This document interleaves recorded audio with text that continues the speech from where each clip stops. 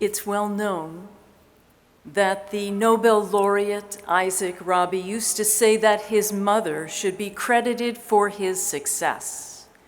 You see, every day when he came home from school, instead of asking him what he had learned, his mother wanted to know, "Did you ask a good question today?"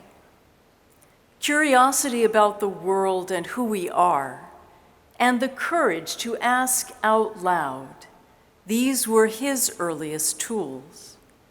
Thank Rabbi's mother for that lesson. Our tradition employs questions as well.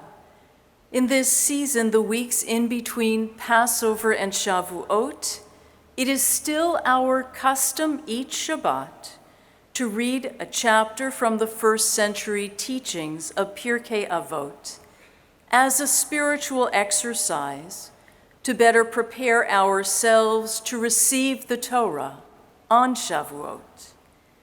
In that text, we encounter values that are so essential to our neshama, our spiritual welfare, that these lessons are included in our prayer book. That's how important they are. Tomorrow's reading opens with a series of questions, which is where we see who we are most clearly.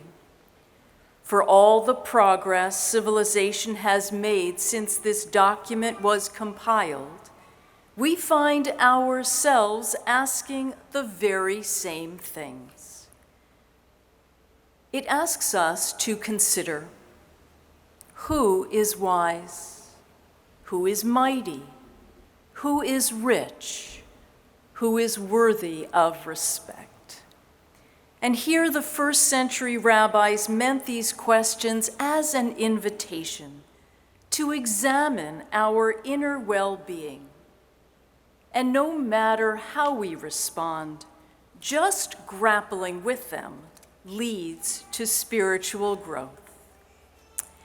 And because it's through questions that we continue to refine who we want to become, I invite you to consider in this week of his passing how the life of Rabbi Harold Kushner left an enduring impact on yours through the theological questions he had the courage to ask, framed through the lens of his own personal experience.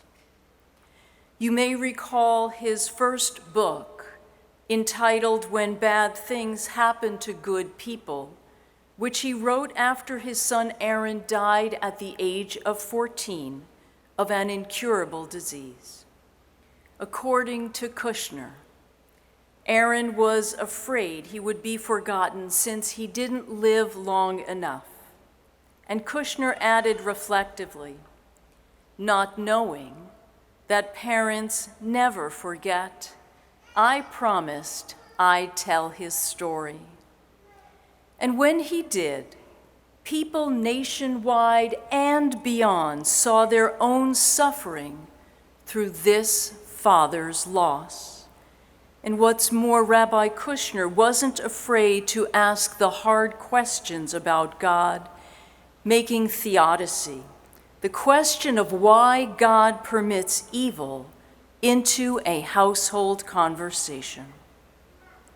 For every family who has experienced tragedy, Kushner's own loss and his generous invitation to readers to learn from his grief gave them permission to ask difficult questions of their own.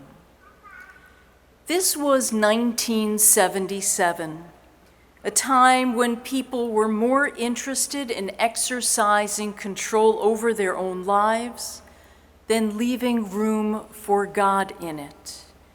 In his role as a congregational rabbi, Kushner observed that the modern religious agenda is not set by tradition's answers, but our own pressing questions. So, in our own lives, when illness or disaster strikes, who has not wondered why? And why me? And why did this have to happen at all?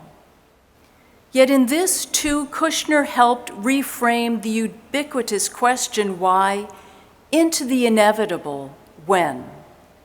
He wrote, "When bad things happen to good people," teaching us, reminding us that God is not malevolent, seeking to target an individual with illness or undermine others with sorrow, but that some things in the world occur as a result of natural law. As he grappled with his own loss, Kushner taught us that we were ultimately asking the wrong question. The better question, he suggested, is, when is God? Kushner explained it like this: I find God not in the tests that life imposes on us, but in the ability of ordinary people to rise to the challenge, to find within themselves qualities of soul, qualities of courage they did not know they had until they needed them.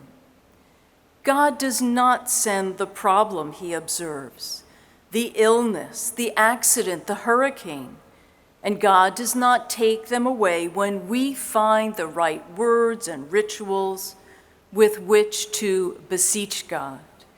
Rather, God sends us strength and determination of which we did not believe we had ourselves capable, so that we can deal with or live with problems that no one can make go away. God is not the source of our anguish, but rather the source of our ability to cope with it. Kushner helped generations understand in the most personal way that when bad things happen, a path through grief to healing can include God, who is with us in our struggles. Like our biblical ancestor Jacob, who rose from his dreams to declare aloud, God was in this place and I didn't know it, thousands of years later, Rabbi Harold Kushner taught anew the same compelling message about God's nearness. This wisdom was more recently folded into a prayer which can be found in Mishkan Tefillah, the prayer book of our Reform movement. It reads, "You are with us in our prayer, our love and our doubt, in our longing to feel your presence and do your will. You are the still, clear voice within us. Therefore, O God, when doubt troubles us, when anxiety makes us tremble, when pain clouds the mind, we look inward for the answers to our prayers. There may we find you, and there find courage, insight, and endurance." Rabbi Harold Kushner leaves us with an enduring spiritual gift of hope and connection found through God's nearness.